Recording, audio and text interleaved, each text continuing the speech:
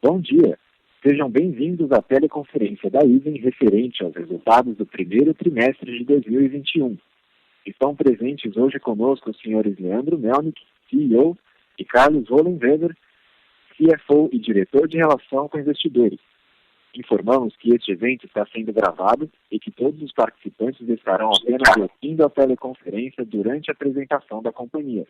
E, em seguida, iniciaremos a sessão de perguntas e respostas somente para analistas e investidores, quando mais instruções serão fornecidas. Caso algum dos senhores necessite de assistência durante a conferência, queiram, por favor, solicitar a ajuda de um operador digitando *0. Esse evento também está sendo transmitido simultaneamente pela internet via webcast, podendo ser acessado no endereço www.even.com.br/ri. O replay deste evento estará disponível logo após o seu encerramento. Antes de prosseguir, gostaríamos de esclarecer que eventuais declarações que possam ser feitas durante essa teleconferência relativas às perspectivas de negócio da companhia, projeções e metas operacionais e financeiras baseiam-se em crenças e premissas da diretoria da Even, bem como informações atualmente disponíveis para a companhia. Considerações futuras não são garantias de desempenho e envolvem riscos, incertezas e premissas, pois se referem a eventos futuros, dependentes de circunstâncias que podem ou não ocorrer. Investidores devem compreender que condições econômicas gerais, condições da indústria e outros fatores operacionais podem afetar os resultados futuros da empresa e podem conduzir a resultados que diferem materialmente daqueles expressos em tais considerações. Os slides da apresentação estão disponíveis na internet para download no endereço www.even.com.br/ri. Gostaria agora de passar a palavra ao Sr. Carlos Hollenweber, CFO. Por favor, Sr. Carlos, pode prosseguir. Bom dia a todos. É um prazer apresentar os resultados operacionais e financeiros da Even, que entregou números excepcionais nesse primeiro trimestre. Primeiramente, eu gostaria de passar pelos destaques do trimestre, no slide 2. Conforme apresentado no gráfico superior à esquerda, nós começamos o ano com um volume alto de lançamentos, totalizando 716 milhões de VGV, o percentual Even, um crescimento de 650% em relação ao mesmo período do ano passado. As vendas líquidas, elas totalizaram 586 milhões, o percentual Even, um crescimento de 129% em relação ao mesmo período de 2020.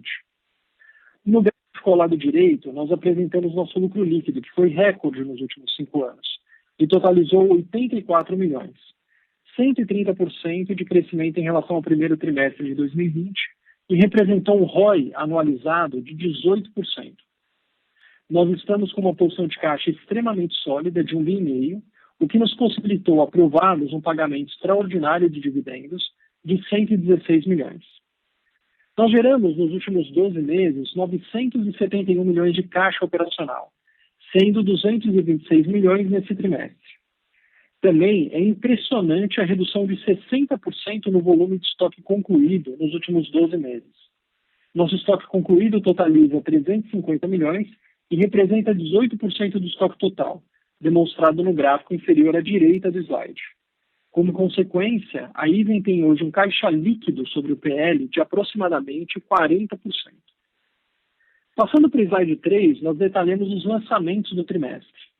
A Even ela lançou 3 empreendimentos nesse primeiro trimestre, sendo 2 residenciais, o Arcos Itaim, no segmento de alto padrão, o Moda Ipiranga, no segmento econômico, e o Hotel Fazano, totalizando 567 milhões de VGV. A Melnick ela lançou 4 projetos, totalizando 148 milhões o percentual Even. Portanto, o VGV total lançado no TRI foi de 716 milhões, nosso percentual, um crescimento superior a 6 vezes o volume de lançamentos no primeiro TRI de 2020. Importante é destacar que das entregas previstas para esse ano, 89% já foi comercializado, e das entregas previstas para 2022, 48% já foi vendido. No próximo slide, nós apresentamos as vendas líquidas do trimestre, que totalizaram 586 milhões e representou uma versão média de 24%. A versão de lançamentos ficou em 58% no trimestre. Importante é destacar que o percentual de distratos representaram apenas 9% das vendas brutas, demonstrado no gráfico inferior à direita do slide. No slide 5, apresentamos a abertura do nosso estoque disponível para venda, que totalizou 1,9 bilhão. O VGV em estoque ele está ajustado ao tamanho da nossa operação, representando menos de um ano de vendas pela média vendida nos últimos 12 meses. Também, como já foi comentado, nós encerramos o trimestre com 350 milhões de estoque pronto, representando apenas 18% do total. No slide seguinte, destacamos nossa posição de land bank percentual even, que totaliza 6,1 bilhões, composto por 56 terrenos, essencialmente localizados nos bairros nobres de São Paulo, região sul e oeste da cidade, e nos bairros nobres de Porto Alegre. Nós destacamos a aquisição do terreno da Rua Diogo Moreira, entre as avenidas Faria Lima e Eusébio Matoso, totalizando 17 mil metros quadrados em Pinheiros, para o desenvolvimento de projeto de luxo com VGV potencial de 2 bilhões. No slide 7, nós apresentamos nossa estrutura de capital. Estamos com um caixa bastante robusto de 1,5 bilhão e um caixa líquido de 1 bilhão, representando 40% do nosso patrimônio, resultado de uma geração de caixa operacional de 971 milhões nos últimos 12 meses. Importante destacar que essa geração de caixa operacional da Iven ela foi resultado de uma impressionante redução no volume de estoque concluído no balanço, corroborada pela venda do estoque do Rio de Janeiro para o fundo imobiliário e também pela venda do Hotel Fasano com recebimento à vista.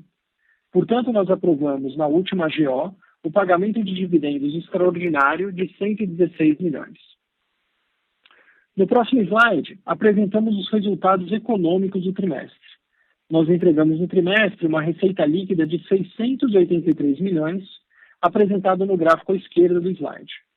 Nosso lucro bruto totalizou 190 milhões, crescimento de 62% em relação ao mesmo período de 2020. Como resultado, nosso lucro líquido foi de 84 milhões, representando uma margem líquida de 14% e um crescimento de 130% em relação ao primeiro TRI de 2020.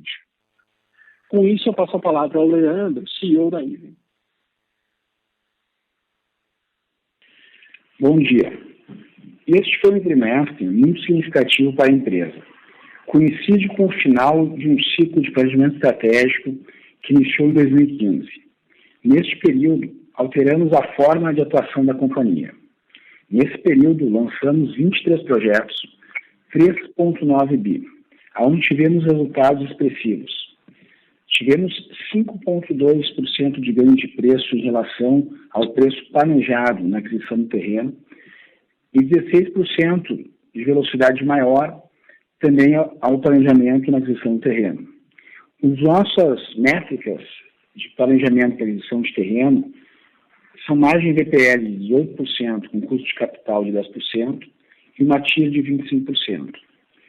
Porém, esses ótimos resultados dos lançamentos dos últimos anos vêm se misturando nos números contábeis com as operações mais antigas, que apresentavam e apresentam uma margem menor, como a nossa operação no Rio de Janeiro, a construção dos empreendimentos que tinham sido lançados no período anterior e a venda do estoque proveniente de extratos que também apresentam uma margem bem inferior.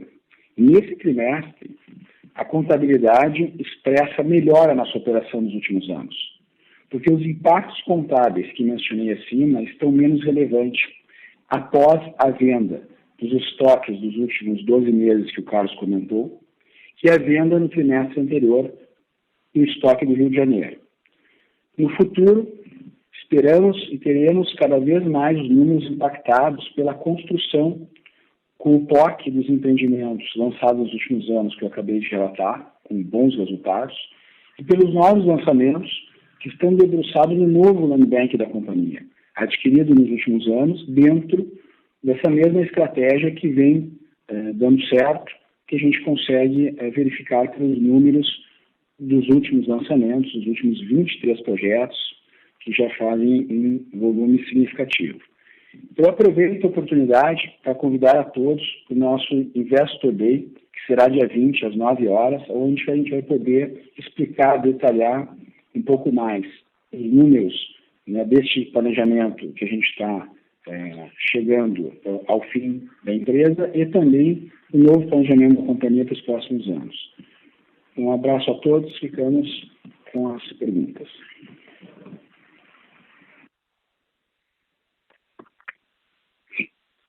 Obrigado. Iniciaremos agora a sessão de perguntas e respostas somente para analistas e investidores.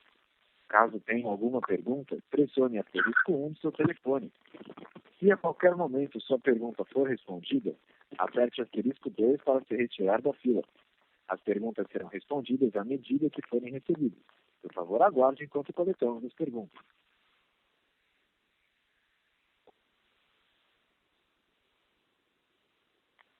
Nossa primeira pergunta vem de Igor, do Santander.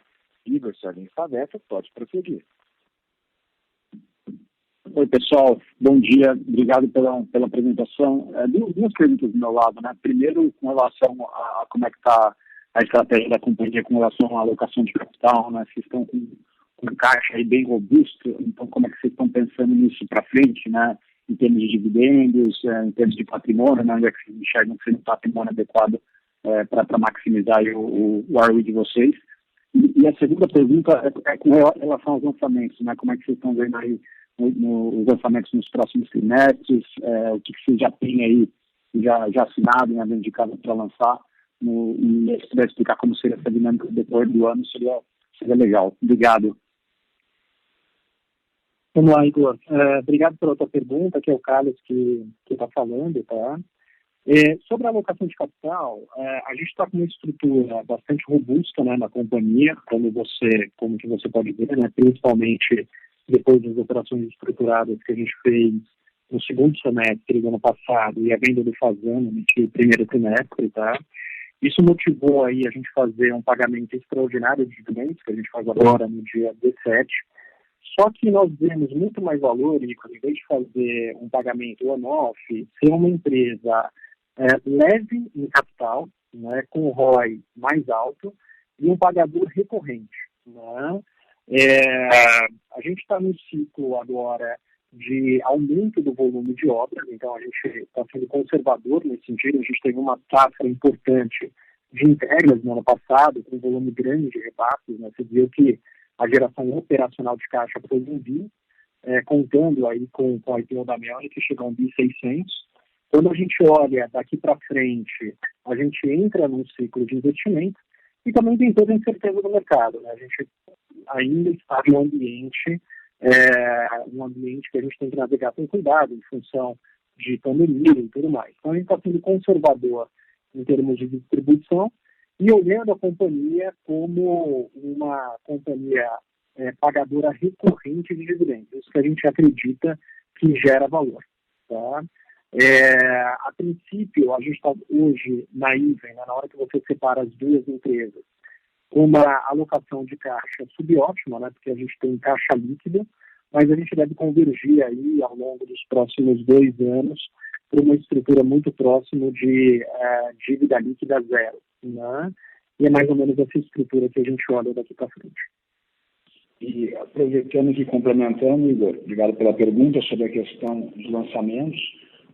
Nós estamos bem motivados com o mercado, a gente vem conseguindo ter um bom desempenho de vendas com uma política que nós temos de valor agregado ao produto e, consequentemente, ter um preço que expresse isso. O mercado está comprando, está reconhecendo os nossos produtos, comprando na velocidade adequada e a gente conseguindo imputar um preço até diferente do preço médio das regiões.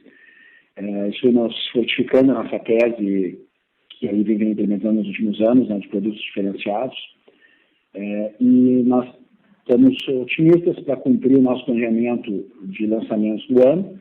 Neste trimestre, em questão, em andamento, no segundo tri, nós temos um impacto dos temas relacionados ao Covid, né, das restrições, que obviamente impactou toda a sociedade em termos de diversos tópicos, e os lançamentos talvez terão algum impacto em volume ou em momento de lançamento dentro do trimestre, mas que não muda a nossa estratégia, nosso planejamento, nossa visão para o número no consolidado do ano. Está ótimo. ficou bem claro. Obrigado, Leandro, Carlos.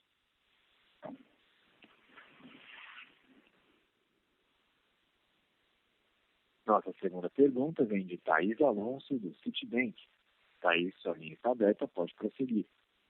Bom dia a todos. Eu queria que vocês comentassem um pouco sobre o projeto que vocês anunciaram com a JBSF e também sobre a linha de contingências, os números que passaram dentro dela. Muito obrigada.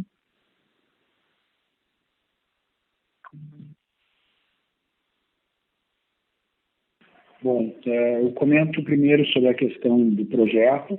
É um projeto que está dentro, né, da nossa estratégia, que eu comentei agora há pouco, né, de conceder produtos diferenciados. A gente está bem entusiasmado com o nosso Land. Então, é um terreno que tem a condição de produzir um empreendimento bastante financiado, com atributos que agreguem realmente ao preço de venda e melhorem bastante a margem. A gente está hoje trabalhando, né, no processo de projeto, licenciamento desse empreendimento, e é um dos projetos, talvez dos destaques do nosso Land, que está amplo, e contamos aí com um projeto que acho que vai ser bem impactante. Talvez no nosso evento, que eu comentei do Investor Day, a gente já vai ter a condição de trazer um pouco mais de informações sobre esse desenvolvimento. Posso ir para o Carlos complementar a resposta. A gente está bem animado, né, que nem o Leandro falou, a companhia, né, ela foi muito reconhecida em função do projeto do Fasano, mas seria bastante interessante vocês participarem do Investor Day, onde a gente mostra projetos icônicos que a companhia já tem no Land Bank, né? Esse que a gente chama de GTA, né, que era a central de treinamento e entretenimento do Grupo Pão de Açúcar, que foi adquirido. A gente está montando um projeto com a JBSF, onde a gente vai, as torres residenciais têm utilização do shopping. Além desse, também a gente comprou recentemente um terreno bastante grande, né, de 17 mil metros quadrados no início da Faria Lima, onde com certeza vai ser um dos marcos aí de projetos de luxo com serviço de São Paulo. Então, a companhia está com um land bank bastante diferenciado e a gente vai apresentar isso em detalhes no dia 20. Falando um pouquinho sobre contingências, esse trimestre a gente pegou um pouco a mão mais em contingências, né? A gente colocou de provisões mais acordos judiciais 17 milhões. Eu não vou entrar muito no detalhe, mas principalmente acordos judiciais e aumento de provisões para contingências, a gente percebe uma prática dos condomínios onde a assistência técnica está para vencer, quer dizer, passou o período de 5 anos de garantia. Alguns condomínios contratam a empresa para fazer um levantamento detalhado, né, de toda a parte condominial e possíveis problemas que possam ter, e acionam as incorporadoras. A gente resolveu, nesses últimos meses, resolver uma série de acordos, né, isso impactou um pouco o trimestre em mais ou menos 5,5 milhões. E a gente reforçou aí a provisão para garantia em mais 4,5 milhões. Né? A gente aproveitou o momento para reduzir volatilidade no resultado quando a gente olha os trimestres para frente. Né? Então, foi basicamente isso a linha de contingência. Muito obrigada. Nossa próxima pergunta vem de Elvis Credendio, do BTG Pactual. Elvis, sua linha está aberta, pode prosseguir. Bom dia, Leandro, Carlos. Ainda na questão do Land Bank, né, se puderem continuar explorando um pouco mais sobre a estratégia da IBM na Praça de São Paulo, né? Porque, como vocês já mencionaram, tem bastante coisa voltada ao segmento de alta renda. Queria entender se a estratégia da companhia daqui em diante é ter um ou mais grandes projetos por ano, assim, com VGV alto, focados em alta renda, como foi o caso do Fasano, agora com o Diogo, o Real Parque, e como isso deveria conversar, né, com a estratégia de alocação de capital da companhia, né, porque normalmente esses projetos com VGV altos, grandes, né, normalmente exigem terrenos grandes também que exigem caixa, né. Então, portanto, como vocês acham que ficaria ali o percentual de dinheiro alocado nos terrenos, o percentual de permuta, e como que vocês comparando com o que vocês faziam no passado e como vocês vêm para frente. A minha segunda pergunta é com relação ao repasse de preço, né? Vocês mencionaram que está aumentando o preço dos empreendimentos e queria entender que vocês já estão avaliando subir o preço dos futuros projetos, né, para, de certa forma, setar esse aumento de INCC, dado que, enfim, eles não se beneficiam como os projetos já em andamento da carteira redeada, né, com o INCC. E se esse é o caso, se vocês pretendem, né, subir preço, o que vocês acham que esse repasse poderia, como que a VSO conversaria com esses repasses de preço? Né? Vocês acham que a demanda ainda continua muito forte, que conseguiriam repassar e mesmo assim manter as VSOs? É isso. Obrigado. Elvis, obrigado pela pergunta. São duas coisas bem importantes, né? E tem muita informação para poder ter uma resposta sólida. Em relação ao Land Bank, primeiramente, a gente, vou dar um passo atrás para explicar com mais profundidade. Aí vem esse reestruturação que eu mencionei, né, em planejamento estratégico que a gente botou em prática, nós definimos que nós vamos atuar muito na nossa zona de competência, onde a IVE realmente, nos últimos anos, acerta muito, e quando erra, é pequeno. E essa zona é o centro expandido de São Paulo, né, um conjunto de bairros onde a gente domina bastante o conhecimento do mercado, nossa força de vendas é muito competente, também vou falar mais no evento. Então, todo o nosso Land Bank está concentrado na região de São Paulo, e isso nos garante uma condição, acho que, ser mais assertivos. Deste Land Bank, nós temos esse propósito da empresa, que então ele está dentro de todos os nossos projetos, o desenvolvimento de produtos diferenciados. A gente pode mostrar vários projetos, embora a gente fale assim, muito do Fazano, que fica muito marcado, mas todos os projetos dos últimos lançamentos, eles vêm tendo uma diferenciação significativa em relação aos concorrentes da região. Então, por exemplo, este último lançamento que foi feito pela empresa, a gente teve um preço muito superior ao preço da região, né, com diferenciais como quadro de tênis coberta, que na região nós não tínhamos vendo produtos com esse tipo de qualidade. Por que eu trago esse tema? Porque o nosso Land Bank, ele tem alguns projetos grandes que eles possibilitam, às vezes, IGVs maiores, até mais icônicos, mas não é composto só por terrenos grandes. Nós temos, né, fizemos o fato relevante anterior de outra aquisição do trimestre que foi significativa, então a gente vê nesses terrenos a condição de fazer produtos bastante diferenciados, mas isso é uma estratégia que percorre todos os nossos terrenos, todo o nosso Land Bank, que está distribuído nessa região de atuação. Sobre a questão do consumo de caixa para essas aquisições, ele está numa visão um pouco também mais amplificada. Nós temos, na empresa, não temos, né, um guidance de lançamento de volume. Nós temos uma certeza que vamos buscar ser a empresa mais rentável do setor, e o volume que a gente lança é o que a gente se sente confortável em garantir em cada empreendimento uma alta assertividade. A estratégia de aquisição dos terrenos, independente se os terrenos são maiores ou menores, continua a mesma, que a gente já vem praticando há muito tempo, que é a estratégia de permuta, que a gente acha que é uma forma bastante positiva para o mercado brasileiro, garante para a empresa estabilidade e tranquilidade em fazer a gestão dos seus próximos lançamentos, mesmo em momentos de crises pontuais que ocorrem como essa que nós vivemos agora do Covid. Então, essa estratégia não muda. O volume, ele também não muda, é um volume que nos dá conforto para conseguir nesse território ter ótimos lançamentos. Sobre a outra pergunta que conecta essa, né, que é o preço, nós estamos tendo uma surpresa assim, positiva, porque a gente está conseguindo reputar um aumento do INCC, mais um ganho de preço na média dos últimos lançamentos. Quando eu comentei que dos últimos 23 lançamentos a gente teve 5,2 médio de ganho de preço, é ganho de preço em cima do orçamento corrigido do INCC, que foi bastante significativo, como tu colocou. Então, o que vem acontecendo, sim, o mercado está absorvendo o INCC, claro que a gente espera que agora se estabilize. Na visão macroeconômica, tende a estabilizar ou desacelerar, né, o mercado. A gente não vem vendo uma queda de VSO significativa.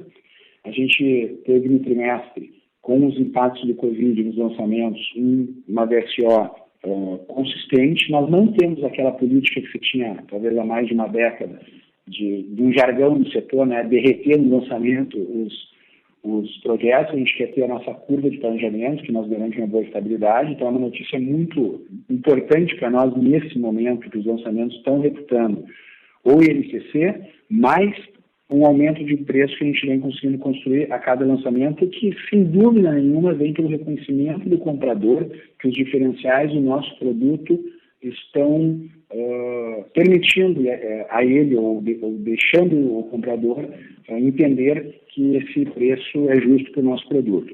E um outro ponto que eu comentasse, mas que também eu trago aqui, porque ele faz parte de toda essa equação, é a inadimplência, que poderia ser outro receio do aumento do INCC na carteira. A inadimplência está nos seus menores patamares na história da empresa, estamos muito bem nesse quesito. Então, a gente também hoje não vem apresentando um outro problema, que poderia ser um aumento de inadimplência fruto, né, desse descolamento do INCC de outros índices e principalmente do salário, da remuneração dos nossos compradores. Então, no atual momento, os impactos do INCC estão sendo absorvidos, todos os orçamentos corrigidos pelo INCC, obras futuras com a estrutura que a IVEN tem de reprecificação, de reorçamentação. A gente está num momento positivo, por incrível que pareça, né, por todo esse descolamento do índice. Claro que a gente continua atento, preocupado e trabalhando para mitigar algum problema que venha a existir. Perfeito, Leandro. Ficou bem claro. Obrigado. Bom dia. Legal.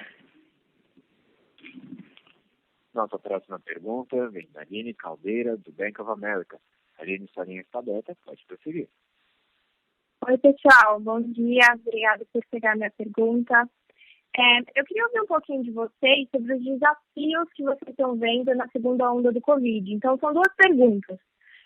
Primeiro, se vocês estão tendo alguma dificuldade nas aprovações de projetos, vocês até comentaram no começo que isso pode ter algum impacto no segundo TRI. Então, se vocês puderem falar um pouco mais do que vocês estão vendo nesse sentido e até como está o pipeline. E segunda, do lado dos materiais, como tem sido o relacionamento de vocês com seus fornecedores, se vocês estão fazendo alguma antecipação de compra, se isso fizer sentido para vocês, e se vocês tiveram algum impacto na operação por causa de prazo de entrega estendido. Obrigada. Obrigado, Aline, pela pergunta. Vamos lá.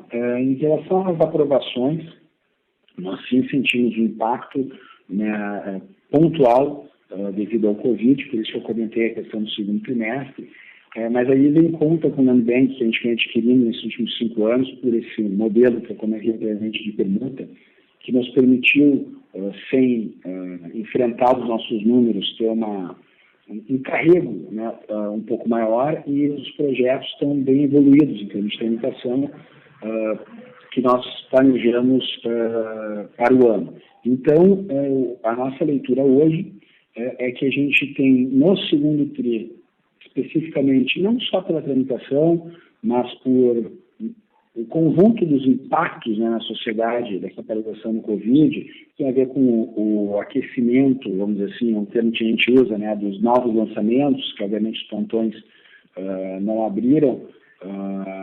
Nós entendemos que o segundo TRI vai ter um impacto pontual, mas não teremos um impacto dentro do ano. Essa é a nossa leitura hoje. Em relação aos materiais e fornecedores, a gente tem trabalhado muito com a cadeia produtiva, e aí o benefício, né, que hoje a IVEN tem com outras companhias, em relação àquele período lá de 2007, que teve muito estouro de custo, nós temos um grande aprendizado. A Ivem hoje tem um número de canteiro de obras bem inferior ao que já teve e uma equipe, né, interna, média, com muitos anos de casa, gerentes, diretores com mais de 10 anos, 15 anos de casa, que passamos por toda aquela aprendizado do estouro de custos, assim como a cadeia produtiva.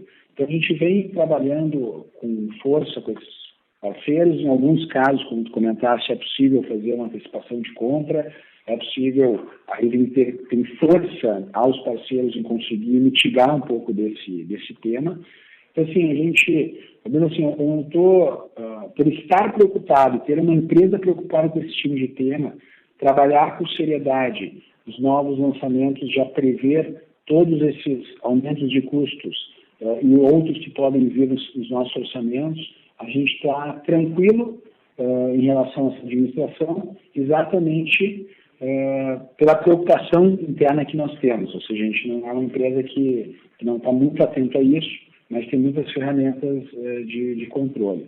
E para complementar, talvez sendo um pouco repetitivo, o nosso nível de relacionamento com parceiros fornecedores é muito grande na Ivem Anatel. A questão da Ivem tem uma tradição de manter uma relação relevante com fornecedores, em termos de parceria, o que ajuda nesses momentos, né, a gente conseguir contemplar esses temas. Perfeito, ficou claro. Muito obrigada. Lembrando a todos que para fazer perguntas, basta digitar *1 do teclado do seu telefone. Mais uma vez, gostaria de lembrar aos senhores que para fazer perguntas, basta digitar *1. Encerramos neste momento a sessão de perguntas e respostas. Gostaria de passar a palavra ao Sr. Carlos para as considerações finais. Eu queria agradecer novamente a participação de todos nessa teleconferência de resultados, reforçar que a gente vai apresentar o ciclo, né, do planejamento estratégico e detalhe do Land Bank, projetos, no nosso Investor Day, agora no dia 20, com início às 9 da manhã. Então, eu recomendo e a gente estende o convite. Seria muito bacana a participação de vocês todos também nesse evento. Vai ser bastante importante para entender no detalhe o planejamento e o novo ciclo da companhia. Obrigado a todos. A teleconferência da Ivem está encerrada. Agradecemos a participação de todos e tenham um bom dia.